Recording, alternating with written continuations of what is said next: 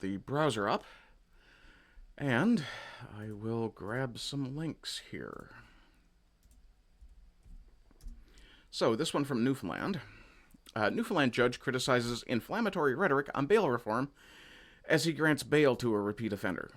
No, I'm not fucking kidding, and this is from just about 2 weeks ago now. Judge Andrew Wadden says more people are in pretrial custody than ever before. Don't necessarily know that's true, but security cameras captured this image of a man breaking into a home in Victoria. That's in CBS, that's Conception Bay South. No giggling, you UK folks. Police and prosecutors believe the man in this picture is Justin King, someone they've called a, quote, prolific offender. If someone is capable of... If someone has committed enough crimes to be described as prolific, then maybe you shouldn't let them out of jail anymore. A provincial court judge in Newfoundland and Labrador is speaking up on what he views as dissonance between the bail reform movement and reality. Judge Andrew Wadden dedicated a significant portion of a bail decision in Harbour Grace on Tuesday to addressing the movement, saying it doesn't fit with what courts are seeing across Canada. He said more people are in pretrial custody than ever before, and that opinions are likely shaped by media coverage of releases gone wrong. This is a quote from Wadden, it is those such events that inspire what I view to be inflammatory rhetoric such as jail not bail or catch and release. The percentage of people in Canada in pretrial detention continues to go up, yes, because more people are committing crimes as they get more and more desperate. You don't blame the criminal for that, you blame the people making it necessary for people to indulge in criminality to survive.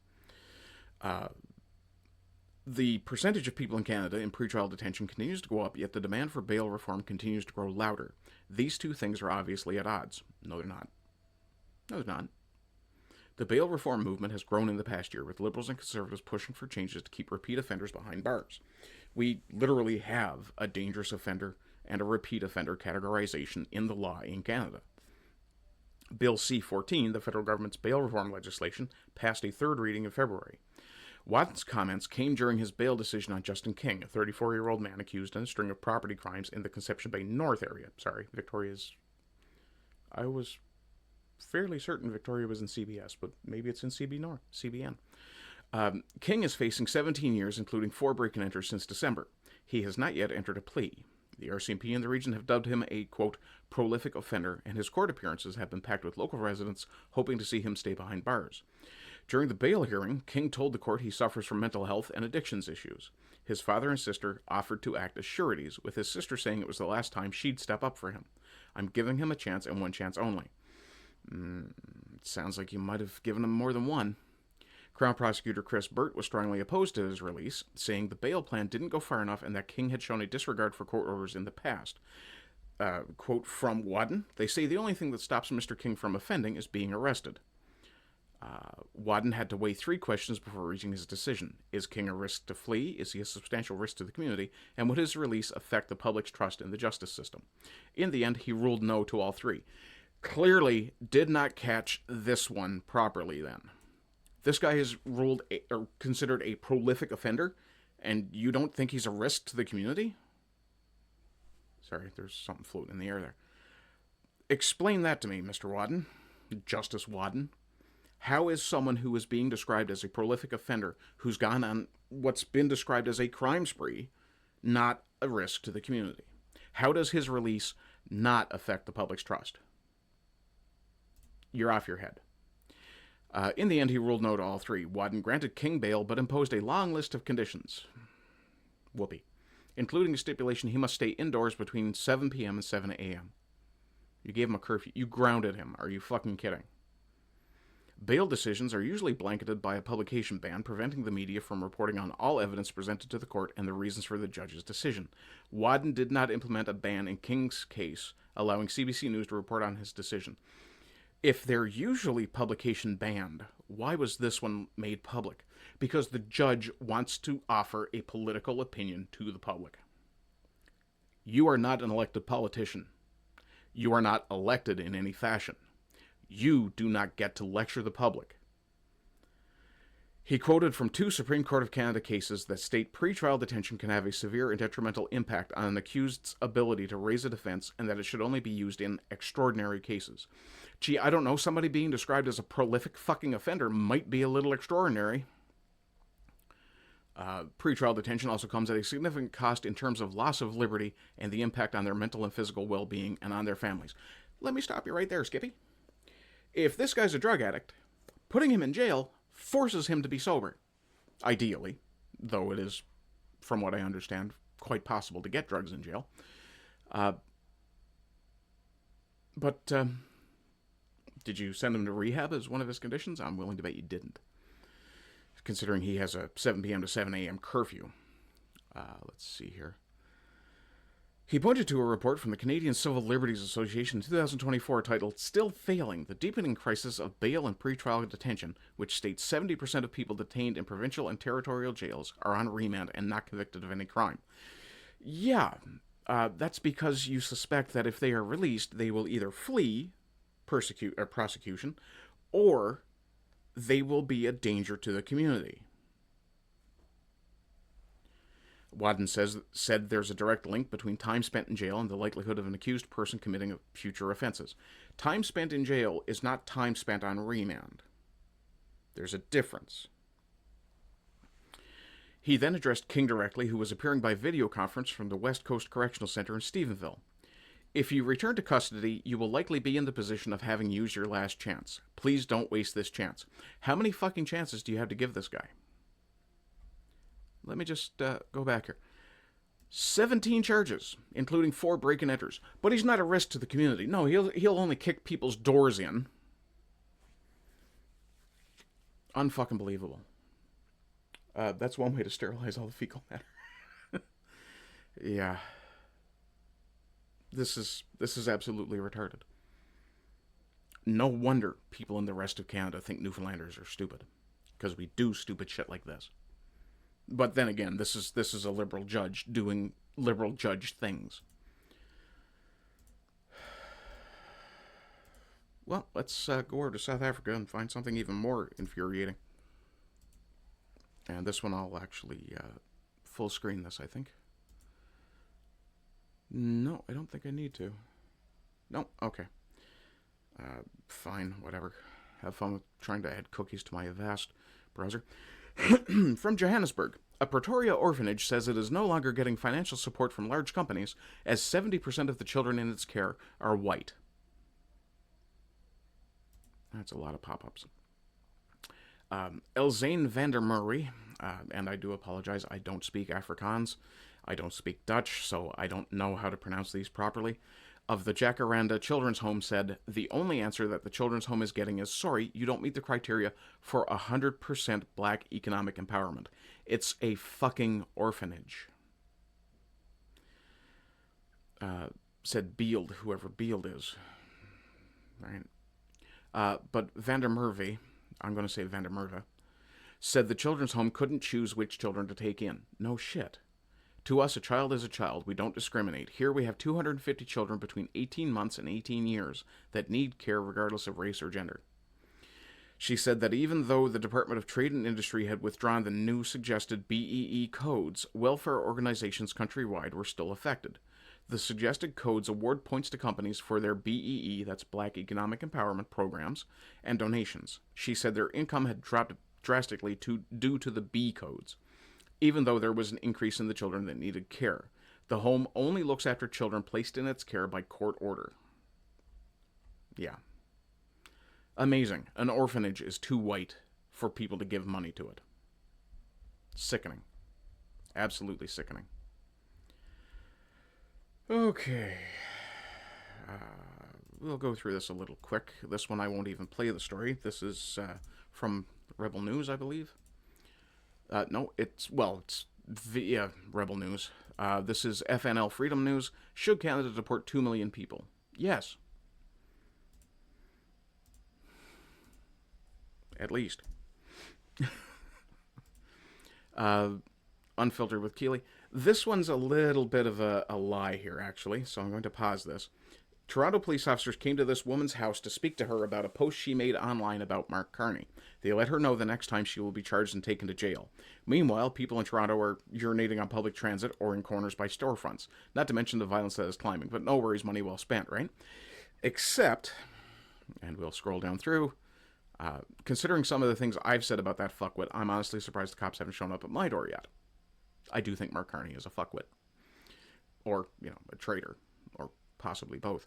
Criticism of Carney and every politician is our right. They can fuck right off, says the architect. The problem here is, and let me see if I can find it.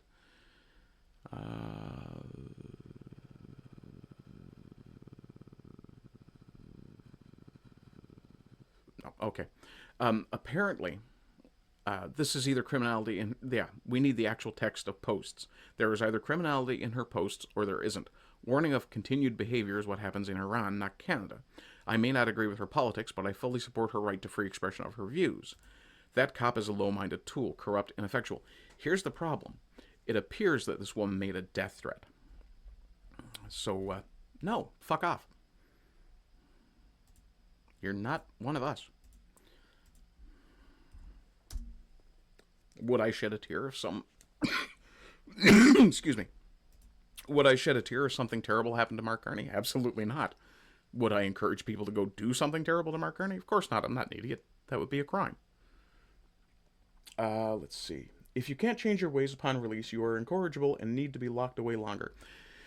Potentially permanently. If you are that bad about it. See, the issue I have here is, especially with this justification that the judge used, he said, well, you have mental health and addictions issues, and I don't think putting you in jail would help that. Excuse me, sir, but if you take him off the street from 7 p.m. to 7 a.m., he still has 7 a.m. to 7 p.m. to go kick indoors and do drugs. Put him in jail, he can't do any of those things. The problem with that, of course, is if he's on remand too long, he gets a lighter sentence. Yeah. Of course, with 17 counts, including 4 B&Es, well, I don't think he's going to get a light sentence. From Basil the Great. The Green Party, not environmentalists, oddly enough, announced they will remove Christianity as Britain's national religion if they win.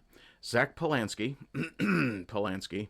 and Mothin Ali have declared that the Church of England will be denied established religion status, leaving us with no official state religion. We all know why. Considering that your king is currently the head of the official state religion, but calls himself defender of faiths rather than defender of the faith, you've got bigger problems. Here we are. Let Jimmy Savile go, covered up for Nick Brown, refused an inquiry into the rape gangs, supported accused child abuser Dan Norris, hung out with Mendelssohn. Yeah.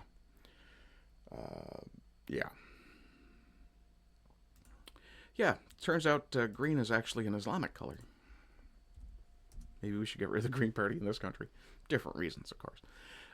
From I am yes, you are no. They despise everything you find important and seek to humiliate you. Yeah. Shakespeare's birthplace to be decolonized over fears his success benefits the ideology of white European supremacy. I would like to tell anyone who thinks that you need to decolonize away from Shakespeare to go fuck themselves. Shakespeare is an excellent example of the heights of European civilization. Elon Musk, supposedly. Yeah, that might actually be Elon. Oh, what the fuck? Yep. Shakespeare is foundational. What African authors have had anything close to that impact? True. Oliver, every statue, every plaque, every hero, we're taking it back. What if we center white people? Yeah, and that's from nowhiteguilt.org. Good call. Let's see here. The most effective way to destroy people is to deny and obliterate their own understanding of their history, and to make them hate themselves. Yeah. Twist the meaning of that history, so that they will hate themselves. Okay. Trying to move a little fast here. Self-defense. MP Ruby Sahota, for the Liberals, confirms the Liberal government will not support legal protections for Canadians acting in self-defense in the case of violent home invasion. We don't want to create a system where people feel they have the right to shoot and kill somebody. Another MP, another government representative, like Doug Ford, who doesn't understand the fucking law. How these people got in power is beyond me. Ruby, you may not be aware of it, but you do have the legal right to shoot and kill someone in Canada as things stand. It's called proportional response, which means if someone is shooting at your house and you shoot them in return, it's considered acceptable. You dumb cunt. Yeah, let's listen to a little bit of this silly bitch. Can you commit Canadians that if any homeowner won't be charged if armed intruders enter their property? We don't want to create a system where people feel they have the right to shoot. We have that system now, you dumb bitch. You are one of the representatives of the government overseeing that system. So are you going to say that no one's allowed to own a gun? Of course you are. That's what the whole fucking gun grab thing is about. And kill somebody. People understand people's fear of being victimized in their home. People are concerned to leave their children at home at night when they go out. And it's absolutely... Who leaves their children at home alone at night when they go out? Most people will hire a babysitter or go somewhere they can take the children with them. Most people don't go out at night because we can't fucking afford it. Absolutely an issue. And this is from the CCFR. We have the self-defense laws since a long time, and there is a terminology used as a reasonable force, which was a... No, reasonable force is there, but this is more related to proportional response if you're talking about self-defense. Point of discussion across the globe. What the level of force that is used in order to defend yourself is what can be at question. So, yeah, and it shouldn't be. You should be able to defend yourself with any force you deem necessary, up to and including lethal. Only criminals have that right, yeah. Bad news, Ruby Sahota, but Canadians already do have that right. They just get dragged through the mud when they exercise it. Gun Gnome is absolutely 100% dead on there. They're found innocent in court, of course, because that is their legal right. But the process itself destroys their lives. That needs to be fixed. Yeah. We created a system where Sikhs feel they have a right to spit on and shove political opponents to the ground. No, we didn't. But we do have a system that allows Sikhs to carry a weapon for self-defense. And they're the only ones allowed to do that in Canada. Legally. Yeah. I've said it before, and I'll probably bang on about it over and over for the rest of my days while I'm on this platform, while I'm doing this job. But I can't carry this specifically to defend myself, because that constitutes premeditation of a crime. Yeah. That's okay, I can carry a cane. And no, I wouldn't necessarily use a cane to defend myself, though I could. And it's an option. But I wouldn't carry it specifically to defend myself. Carry it because I have shit knees. From Basil the Great again. In the UK, a 15-year-old girl was raped by 2 Afghan asylum seekers. The girl recorded the attack on her phone. The Afghan's lawyer said the footage was so horrific that if it were released, there would be riots across the country. They were both given just 10 years in prison and will be free before their 30th birthdays. They have not been deported from the UK. How is this justice? Because the brown people aren't being punished more than they necessarily should be. Yeah. Capital punishment, absolutely. Rapist migrant missing in the UK. Small boat Eritrean convicted of attacking woman is now on the run. Dead pedophiles don't reoffend. Neither do dead rapists. Vlad the Impaler. Deportations take too long. Hear me out. Vlad knew. Bad neighbors make great fences. Yeah. Okay, moving on. Excuse me. From Wiretap Media. Pause. Report. CBC Radio alludes to white supremacy as the cause of Canada's hate crime surge. Yes, white supremacy is why Muslims are beating up Jews. Or why blacks are beating up Asians. Or, yeah, it's all the white people's fault. Implying it may have caused the Michigan synagogue shooting. The shooter was a Muslim. And it was a synagogue. Muslims attacked Jews. Whites at fault. Are you fucking retarded? Well, of course they are. They're government-controlled stooges. In reality, StatsCan data shows the leading cause is geopolitical tensions, often linked to immigration and imported conflicts. Imported conflicts. Yeah. I will blow this up. This is only about a minute. This is Nicole Huck. Hate crimes in Canada have jumped by more than 3 times over the last decade. And for Saskatchewan, the number of hate crimes in that period is up by 10 times. It's not just the number of incidents, the number of white supremacist active clubs in Canada are also on the rise. And what does that have to do with a Muslim shooting up a synagogue? Oh, simple answer, not a fucking thing. Yeah. Oops.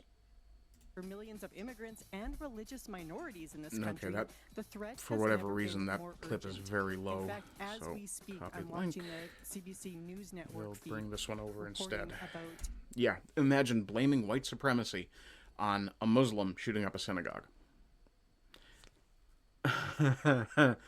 Meanwhile, from the Western Standard, the Israeli ambassador pushes Canada to limit freedoms to curb anti-Semitism. Let's have a quick look at this. Okay, where are we here? No stories found. Okay. No, I don't intend to install an app. Israel is mounting a diplomatic and public campaign urging Canada to change how it responds to anti-Semitism, including taking away some personal freedoms. Yes, because if there's anything we've seen, it's how the Israelis should be allowed to have any sort of influence in the West. Israeli ambassador Ido Moed, can you make idiot out of that? No, but you can make idiom. Said his government is seeking a significant change in Canada's approach. We have a very clear objective this year, quote from Moed, during a virtual forum. We have a very clear objective this year, and that is to create a significant change in the way anti-Semitism is being dealt with here in Canada. Why do you want some sort of priority? Why do you want to be privileged above everybody else? Moed also suggested that addressing such threats may require limits on certain freedoms. Fuck you. Though he did not specify which freedoms he believes should be restricted. All of them. Quote, "It is hard for a liberal person to think that we have to limit other people's freedoms so that our freedom will be protected. But that's where we are right now." That is not a liberal attitude. That, my friend, is ethno-fascism. You are telling people, if you are not Jewish, you will lose freedoms. That's ethno-fascism. Listen for the click. Did you expel that ambassador at once? Yeah, chuck his ass over a wall. Moed also suggested that addressing such threats, there we are. The diplomatic push follows a series of high-profile statements from Israeli officials after shootings at 3 synagogues in the Greater Toronto Area. You know how you stop shit like that? You let people arm themselves. And when someone shoots at them, they shoot back. Isn't it amazing how people are far less willing to shoot at people they think might be able to shoot back? Why do you think gun-free zones are so fucking easy for targets? Israeli President Isaac Herzog, sorry, it's hard to get the linguistics sometimes, held a call with local Jewish leaders on March 9th, an unusual move for an Israeli president. In a public statement, he urged Canadian authorities to act. Quote from Herzog, "All eyes are on Canada." The fuck they are. "It's time to halt the unprecedented wave of Jew hatred that has erupted ever since October 7th. President Herzog, has it occurred to you that maybe your response to the October 7th attacks, which apparently may have been, if not orchestrated by your own intelligence agency, may have been ignored by your own intelligence agency as a false flag sort of thing?" Yeah, there's some discussion about that online. Yeah, Jew hatred? No, it's not Jew hatred. See, when people say Israel is committing a genocide, they're not saying the Jews are committing a genocide. They're talking about your government, not your people. Now, if you don't believe you can separate your people from your government, then you are already in a state of ethno-fascism.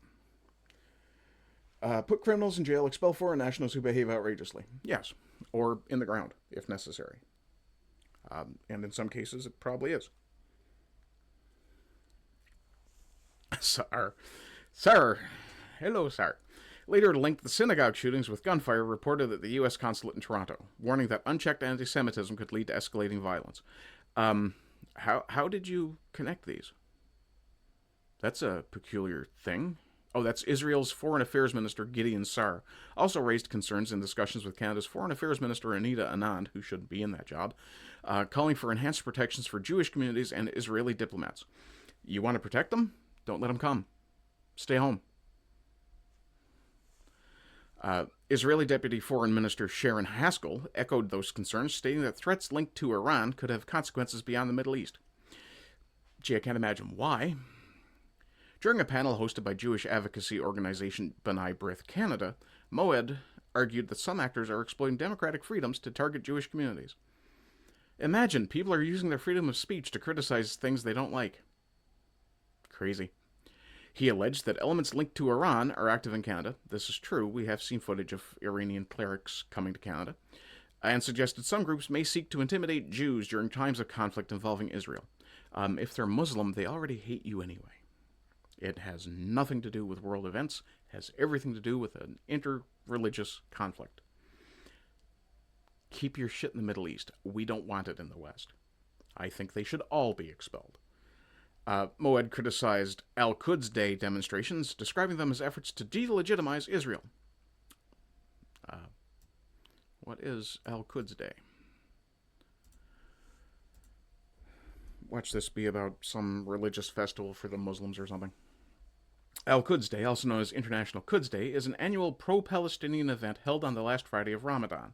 It was established in 1979 by Ayatollah Ruhollah Khomeini, after the revolution, to express solidarity with Palestinians and oppose Israel and Zionism. The name Al-Quds is the Arabic term for Jerusalem, which is central to the day's focus on ending Israeli occupation of Palestinian territories. Okay, so it's protest against the fact that Israel as a country exists, which, considering they had to push people off their own land to give it to the Israelis, kind of hard to argue against that. October 7th was permitted. It may very well have been. I can't confirm it one way or the other, to be fair.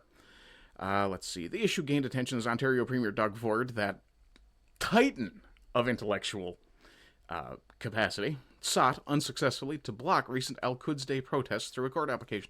Yeah, see, you can't block one group without blocking all of them. So, hey, you want to block a Muslim observation against Jews? Go ahead. Here's how you do it. You say nobody's allowed to have anything. Or you throw the Muslims out, and you throw the Jews out, and tell them to sort their shit out before they ever want to come back. Canadian data indicates a rise in reported anti-Semitic incidents in recent years, including acts of violence such as fire bombings. And yet, nobody is talking about the burning churches. We have to protect the Jews in a Christian country. Why? The Jews have their own country. They are free to retreat to Israel at any time. B'nai B'rith has called on the federal government to establish a commission on anti-Semitism. Kearney has acknowledged the increase in hate-related incidents, saying during a Hanukkah event, in December, that Canada faces a, quote, necessity to act. Yeah, when even Elizabeth fucking May comes out against your fucking proposed bill, and let me find that because I'm sure I have that linked here somewhere as well. I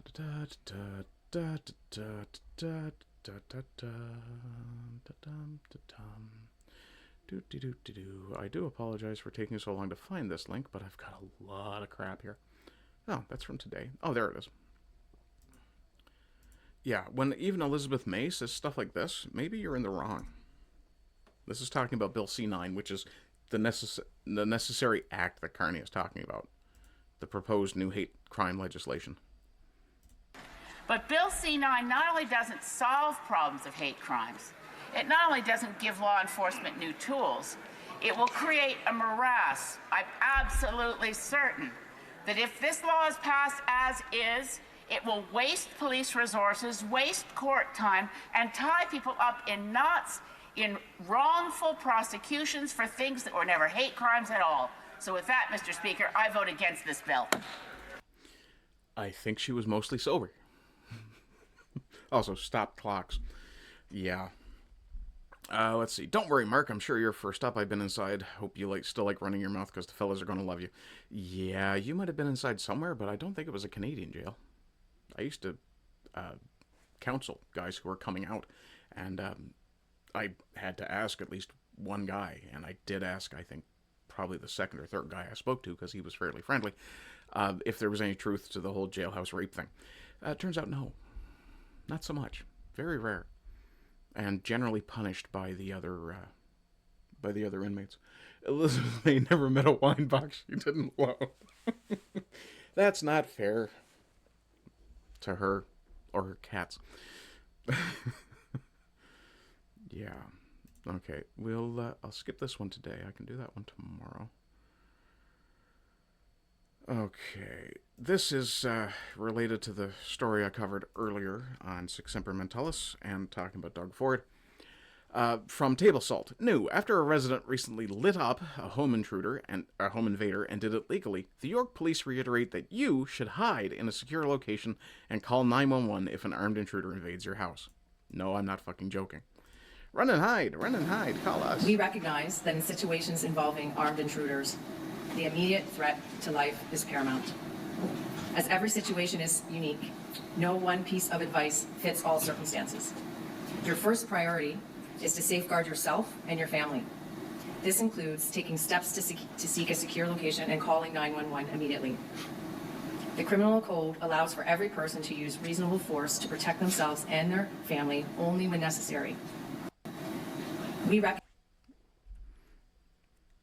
Yeah, the only when necessary part is a problem.